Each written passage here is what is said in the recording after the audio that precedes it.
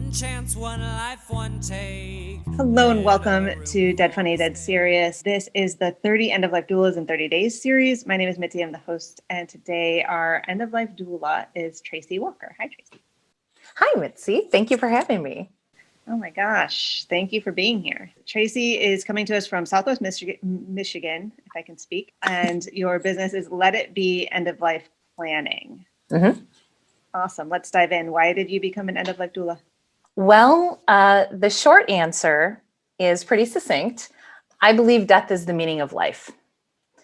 So my longer answer involves growing up with a lot of religion and a lot of religion going back to what happens when you die.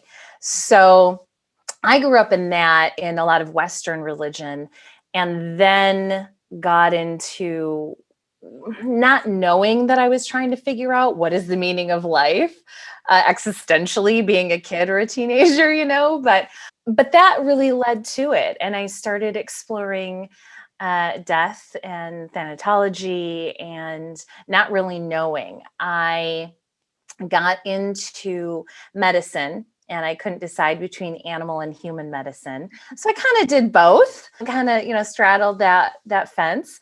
And it stuck with me. What is the meaning of life? What's the meaning of life? And I found myself wanting to go to the cradle of man and to Africa and go to those places where the oldest humanoid, fossils were found. And I did. And I went there and I did some medical work and I studied chimps. And I came back and I was like, wow, I don't want to spend all of this time in an institution in education. So I started doing what I now call my yes journey. And I used medicine as my fallback, and I bounced around, and I was a race car driver, and I opened a couple of restaurants with my two best friends, and I worked on a zoning commission and built some buildings and areas, where I live, but always went back to medicine, human and animal. And I found myself working with more of an aging population. And a couple of years ago, 5 years ago or so, was working specifically in a hospital with the acute care for the elderly, the ACE ward, and found that there were a lot of times where communication was needed, whether it was between the patients and the other medical staff, or between family members or social workers or hospice.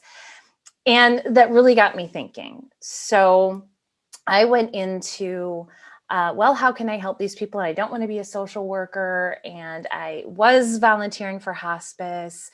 And then I went to work for a women's clinic and wasn't working as closely with people who were facing death on a more regular basis, but at a clinic where we were performing abortions. So without realizing it, I became an abortion doula. And then just started, thinking, what do I want to do? Where do I want to go? And I, just went to the internet on my fingertips and started looking at different careers in death care and thanatology. And then death doula popped up, went and looked at the history of how death care has been industrialized in the United States versus other cultures and countries, and what we could do. And there have been death doulas forever.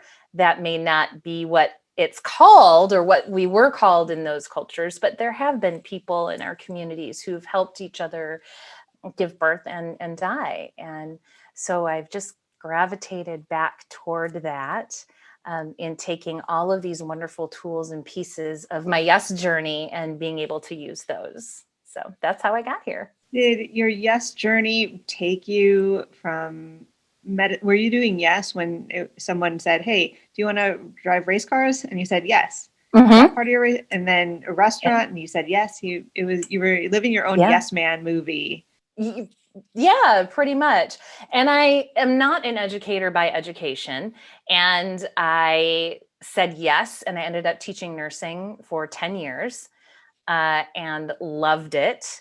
so that's kind of, parlayed into where I am with helping to train death doulas as well. So it's just been fantastic. Absolutely. Education is a huge piece of this. Yes. I think that we are all, as death doulas, midwives, end of life doulas, whatever feels right for you to call yourself, wherever we are in death care, that we're educators and we're activists. Absolutely. I think death care is activism, 100%. And then I want to touch back real quick on when you were working in the ACE unit. Yeah. You said there was a space where conversation was needed. Mm-hmm. Was that conversation around death and dying? Is that what you were finding with the older adults and the staff and the families?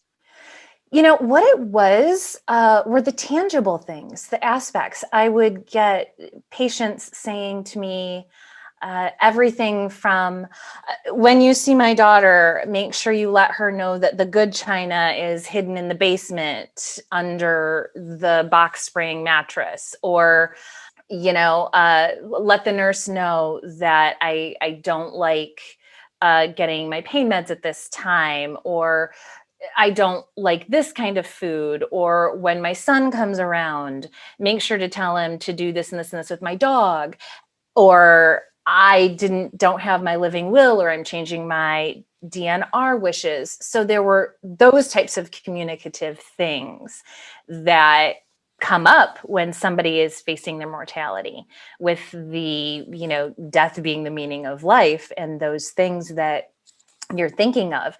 So I, a lot of times, happened to be the person in the room. And so I found myself, kind of stalking or waiting and trying to see, when their caregiver or their guardians or their loved ones showed up or left notes, to make sure, which is out of the realm of a nurse or a caregiver or provider in a hospital situation. But I was finding myself in those situations a lot, and not a lot of other people were. I was asking my colleagues, they're like, nope, that doesn't happen to me. So it was a universal wake-up call energy. It happened very naturally, very organically. We have some things in common. I actually was witnessing some of that. That's how I became a family therapist. And I was also told to be a social worker because you get more access, because family therapists can't bill for Medicare because of that. Social workers are the ones that can work for hospice, and no one else can because of some legal witchery. Yes. There. Yes. Yeah, that's how that piece comes in, right? And how we can support autonomy at end of life, mental decline and physical decline. So you took that path, the yes path, to get to I'm an end of life doula. Yeah. And you took some trainings. May we ask what trainings you took at that time? Oh, absolutely. I did a lot of smaller things first. I was dipping my toe in, and, I would do a webinar here and a webinar there. I went down the YouTube rabbit hole. I looked into thanatology, which is just fascinating. When I get on the Morbid Anatomy website, it's all over, like I'm done for the evening, because it's so interesting. But I went through my formal training with Elua Arthur at Going with Grace in 2018. And I was in her first round of training for end of life doulas. And then subsequently came back 3 or 4 rounds to be a mentor or a student guide for her with other students, which is a program that has continued and is implemented.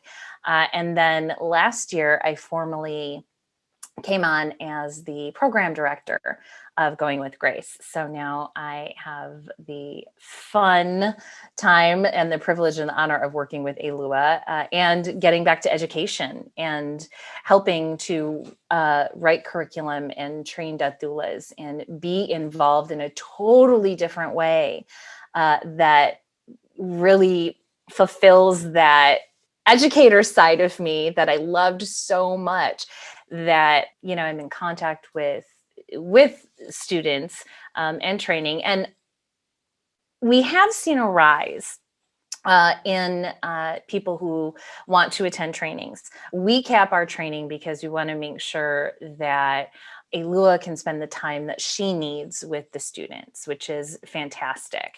But I would say only about 50% of the individuals who come through the training at Going with Grace are doing it for a professional endeavor. I'd say about half of them click that little box that is personal because they've experienced a death, or there has been stimulating or an event that germinated this, or there has been something that brought them to find death care and end of life training. And maybe they want to do it to help their community, their family, or just be better prepared themselves. So my training with Going with Grace, part of the reason why I chose it is because I felt very drawn to Alua. She's a very grounded energy, individual, energy force field individual. What I did then is what we tell people now when someone says, hey, what training should I do? Follow your heart. This is heart-centered work. So it is so important that whatever program you choose, that it fit all your criteria, that it's a length of time that's manageable for you. There's a commitment that's manageable. It's a financial management for you, but that you also feel connected to the founder of the program or the instructors or the support system that you're going to have. And, look at their social media, look at their website, look at what what their people do, because that's who you're going to be around. And there are so many wonderful trainings that we just say, follow your heart. And I feel like that's what I did. And it has opened up to so many wonderful opportunities for me in death care. So, yeah. Fantastic. I'm loving that statistic that 50% are doing this professionally and 50% are doing it for their family. Because I'm going all the way back to the beginning when you said, you dipped your toe into the history of end of life doulas. They've been around for forever. And it was part of your community. It was somebody in your community. And these people that are training to simply do this on a personal level and to be that person that is trusted in their circle is that answer. And we need professionals for the family systems that do not have that access, and somebody in their system that is not doing this. But that's really heartwarming in a way to hear that 50% are just doing this to do it. I did it just to do it, but on a different kind of professional wave. But yeah, absolutely. And we have all different kinds of people who do take the training, and it's just a testament to what brings us to death care and what brings us all here to be that type of a person that will hold the space. So, and I realized that I had been doing death care even when I wasn't in medicine throughout my life. And then when I did start doing death doulaing, because I am a lesbian, the members of my queer community were coming to me, my friends, acquaintances. And so that happened very organically, where, again, it just was a natural progression of people started coming to me to help with the medical system, because I do have a medical background. While, doulas are non-medical holistic support, I do know the medical system where I live and in the surrounding counties. And so I could easily navigate or connect people. And I think that I'm a really good connector.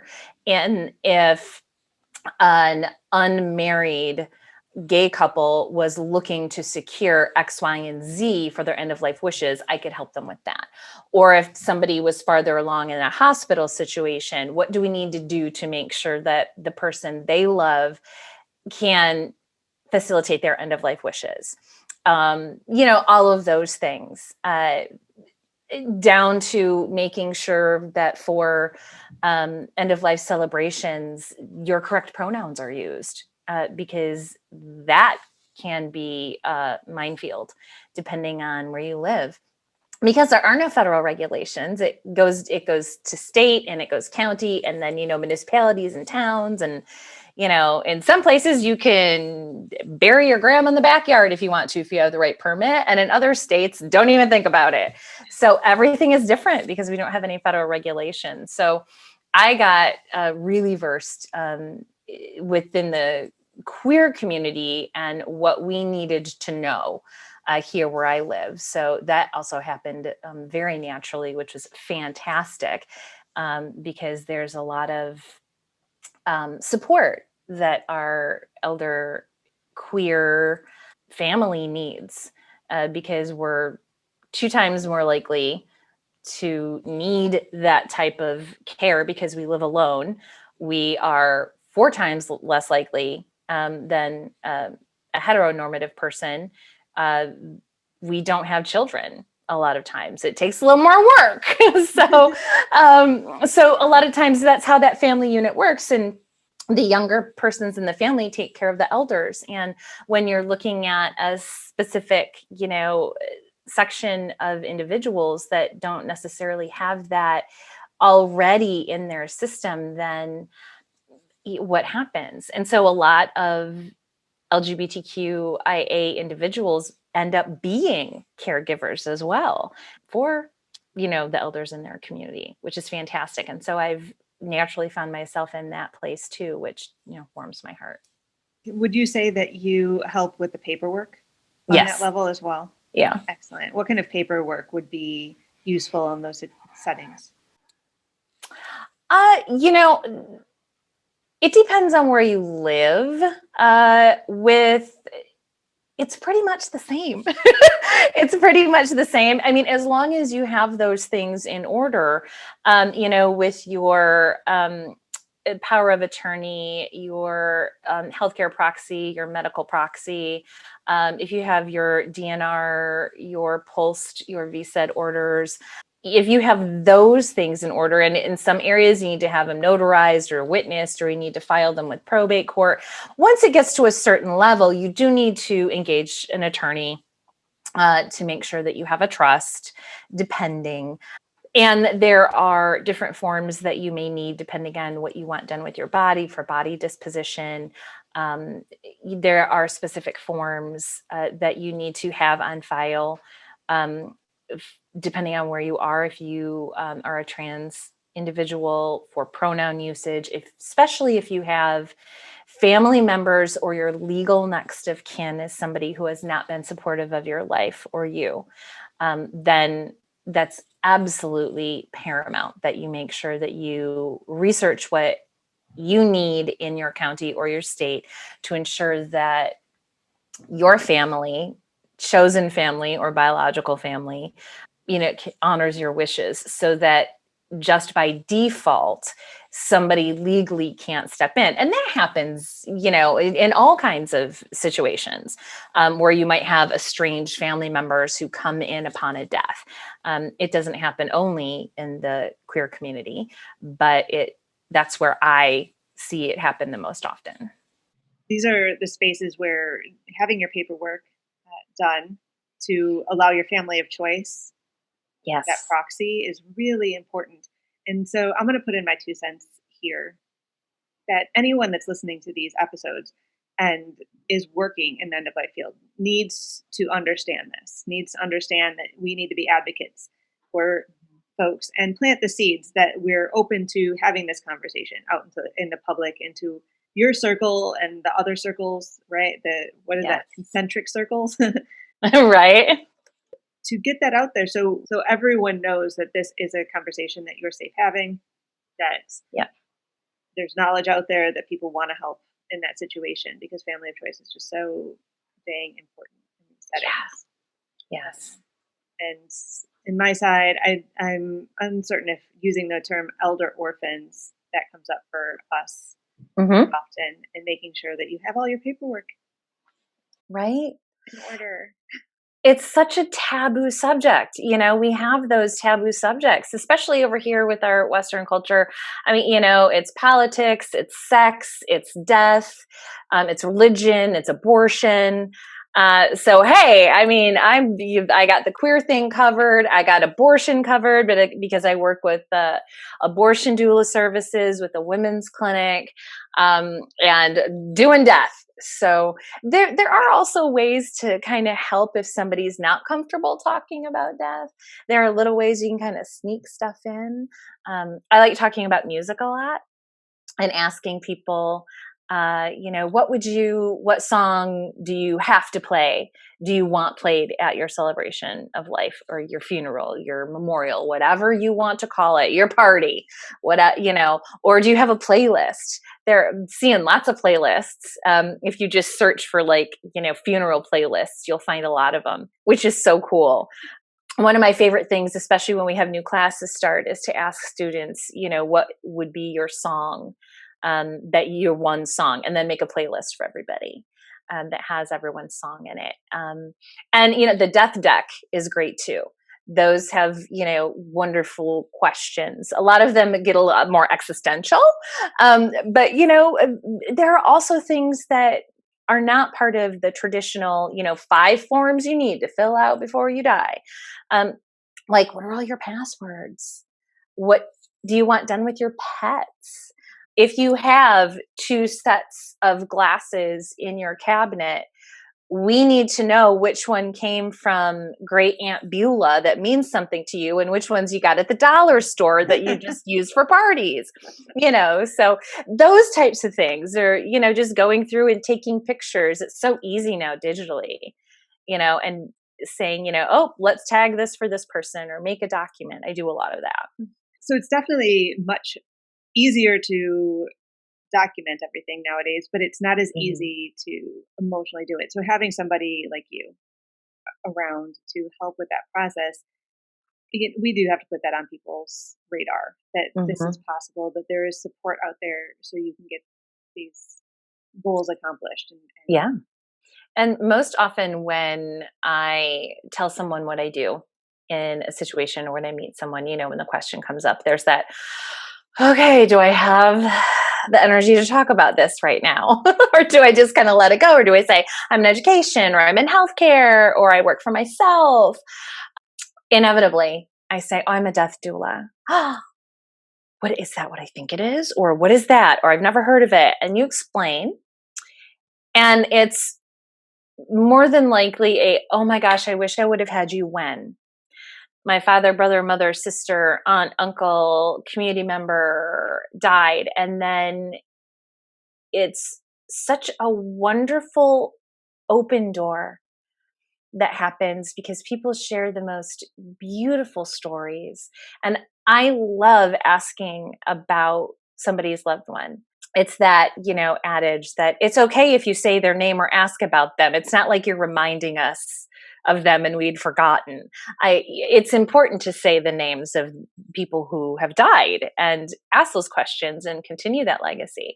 And when you tell someone you're a death doula, that door opens and that trust is almost immediate and implied, and you get to hear these beautiful stories and pass along some advice. Oh, what do I do if, and what's the one tip you need to give me?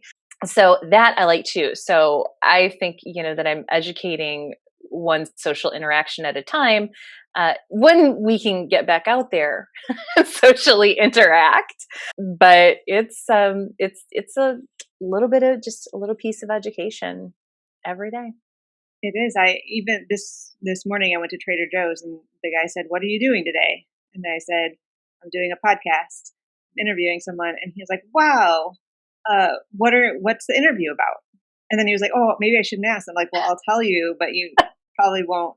And I said, "I'm interviewing death doulas." And he's like, "What?" He leaned in. He's like, "What?" And I said, "I'm interviewing a death doula, like an end of life doula." And he was like, "Whoa," and started laughing. I love it. And he was like, "That is so interesting." And that was our conversation. But you did ask. I didn't just tell you that. Going back to the people that say, "Oh, I wish I had known you when." I even wish I had done the death doula training earlier. Yep. Right? For all the other deaths, you learn something. And so the more we can get that out there, this is part of service and showing that it's really just helping people across the board, even though it's brand new and you have to educate everybody. Tracey, we went really far. You went far. Yes. We've covered a lot, Mitzi, lots. So much. And yet, so we talked a little bit about challenges, but do you have any other challenges being an end-of-life doula? Big and small. I just try to take them in bite sizes. I'd say the biggest challenge is education, truly, overall, because the more people that know about this, the closer we come to putting ourselves out of a job, which sounds asinine, but for death care to get back to where it was with our family and community and having home funerals and being able to celebrate and honor our dead according to our custom and tradition, versus how commercialized and consumerized funerals have become in the United States and how expensive it is. When I'm in it all the time, so I know that I have blinders on, but that pendulum is swinging back. I'm seeing more home funerals and I'm seeing less embalming and I'm seeing more green burial, and oh, what a topic, and oh, recompose. I love it.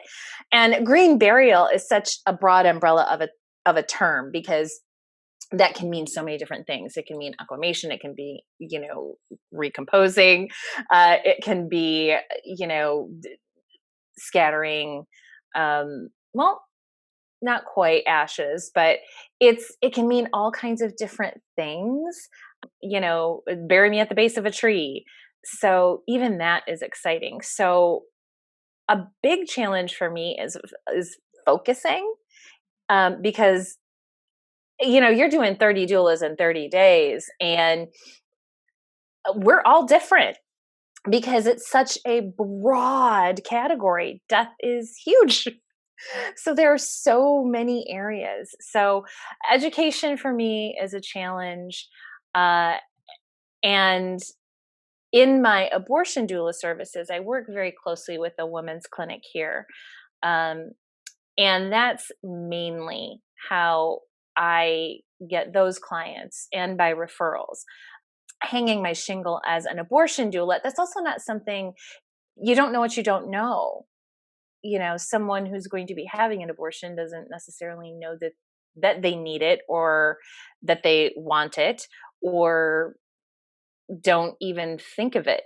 Somebody who is dying of, you name it, they don't necessarily know that there's a death doula, out there for them because they don't know it exists. So the biggest challenge is getting that education out there. And then anything else is just small bite-sized pieces. I'll just deal with it as it comes. Do you think there's too much competition between end-of-life doulas at this point? No. I know what's out there. I am also on the board of NEDA, the National End-of-Life Doula. I see doulas working together. I see even different training programs, different doulas. We're aware of each other. We're the same groups and the same webinars, and we are educating and helping and supporting and lifting each other. There's obviously competition, definitely, but there is anywhere. You can't expect to be the only hairdresser in a city. You can't expect to be the only restaurant. You can't expect to be the only mechanic. So yeah, you're going to have competition for clients, but I don't think that it's negative or nasty. But I haven't seen a lot of that, so that's good. I think we're just, as a whole, just supportive, and you can't be in this work and not be a compassionate, helpful, individual. Most of the people who are end-of-life doulas are what Enneagram 2s. We're the helpers and we're the caregivers, and that's what we do. So I don't see a lot of, divisiveness. I don't see a lot of that, which is good.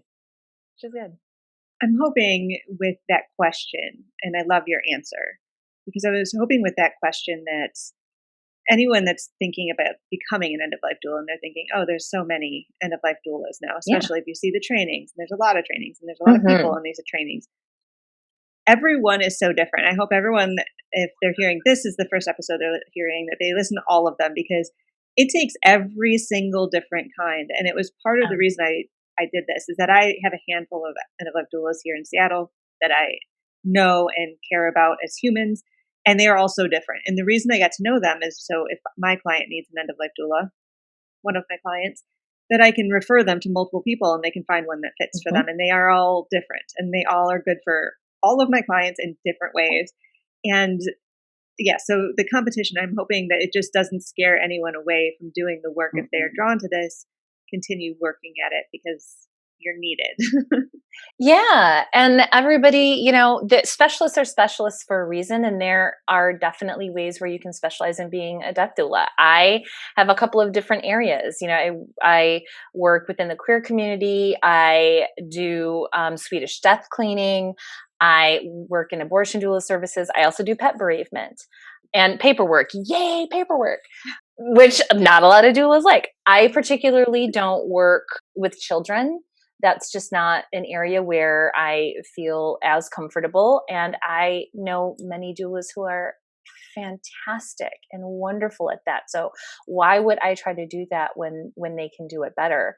And we act as, mediators and liaisons and counselors a little bit, but we deal with grief on a regular basis, but I am not trained in grief counseling. So my line stops very early on at a certain point, and I will refer that out to somebody else who will give the care that is needed. So heck yeah, look at the trainings, do the stuff. The National End-of-Life Doula Alliance, like I mentioned, they have a whole area that lists out trainers or training programs. So if you want, instead of just Googling and boom, boom, boom, boom, boom, boom, boom, seeing what populates up first, you can go there and get a really great cross section of organizations who do trainings. And it is a membership organization, so there are no alliances or affiliations with places other than, hey, if you're a member, here's the code of conduct, here's our scope of practice, and, let us help let everybody know what a death doula does. So that's a really great place to look for training programs as well. Thank you for that resource. Mm-hmm. Yeah, we'll also link that in the show notes, because I think that's important to have all of it listed. And I'm glad they did it. Yeah. And that I'm not thinking I should do that, because it's a lot of work, and I appreciate it. Yes, it is. Yeah. So final question, what are your hopes for the end-of-life doula field? I hope I get to go out of business, because so many people do this. And I've kind of co-opted that answer from Elua, but that's one of the reasons why we work so well together. I feel exactly that way. She says that a lot too. The best thing that could happen to us is if we went out of business, because that means that death doulas are everywhere, and you can't turn around without finding one, and they're back to ministering within the communities. And I would love to see that. Yeah. I appreciate you for doing this. It's an undertaking. I'm telling you, it was just fun. I got to talk to nice people like you. Good. Yeah. I don't know. What am I doing? What am I doing here? I hope everyone enjoyed it. So again, thank you, Tracey. All of your information will be in the show notes below. Thanks. And all the listeners, thank you for listening. And please leave a review. If you're watching on YouTube, leave a review and subscribe. If you're listening on Spotify, like, subscribe, share, do all of those things. And then hop on over and follow us on Instagram and TikTok. You can also find Tracey over here on TikTok, the Death Doula Diva. Her and I are challenging each other on how many followers we have. So yeah, like I have 17 followers for 10 videos. I think you're beating me. So, I mean, whoever wants to jump on there and help the challenge, that'd be great. And that is it for today. And we will see you in the next episode.